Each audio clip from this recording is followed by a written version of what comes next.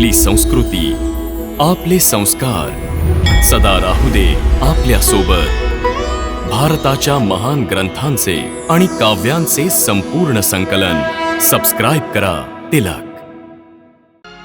हे अर्जुना, तू शिष्य बनून मला शरण आला आहेस, म्हणून इथपर्यंत मी तुला ज्ञानयोग अथवा सांख्य योगाची शिकवण दिली आहे.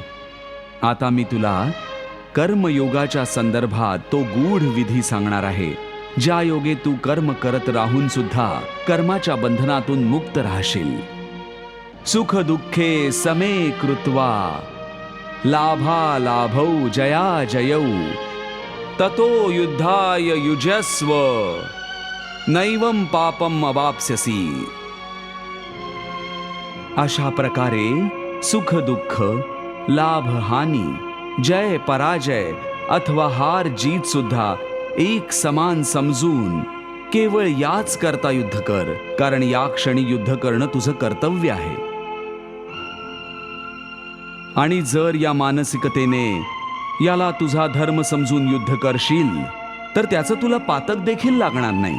हे काय बोलतोयस तू केशव, की युद्ध करून देखील पाप नाही लागणार? युद्धात तर इतकी हिंसा होईल, लाखो प्राण्यांची हत्या होईल, मग मनुष्य त्याचा पाप लागण्यापासून कसा वाचेल? जर कुठचंही कार्य निष्काम कर्मयोगाच्या भावनेने केलं गेलं तर ना त्याचं पाप लागतं आणि ना त्याचं पुण्य मिळतं. निष्काम कर्मयोग? हो, निष्काम कर्मयोग. हा कोणता योग आहे माधव, जो मनुष्याला पाप आणि पुण्य दोन्हीतून मुक्त करून टाकतो? ही एक गूढ विद्या आहे पार्थ.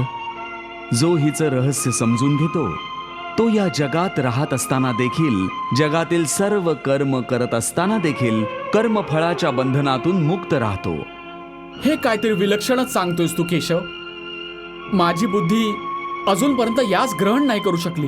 कारण तुझ्या बुद्धीवर अजूनपर्यंत आसक्तीचा पडदा पडलेला आहे.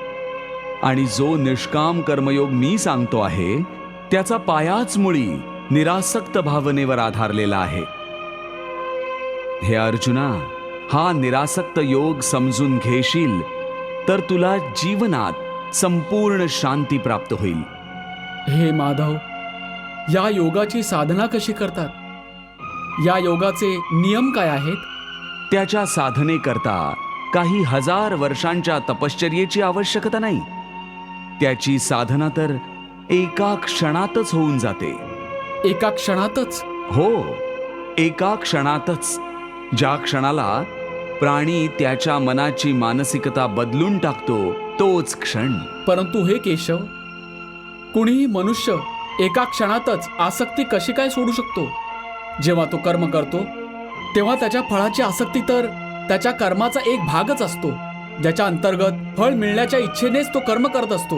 हे अर्जुना, बास, इथूनच निष्काम कर्मयोगाची साधना सुरू होते.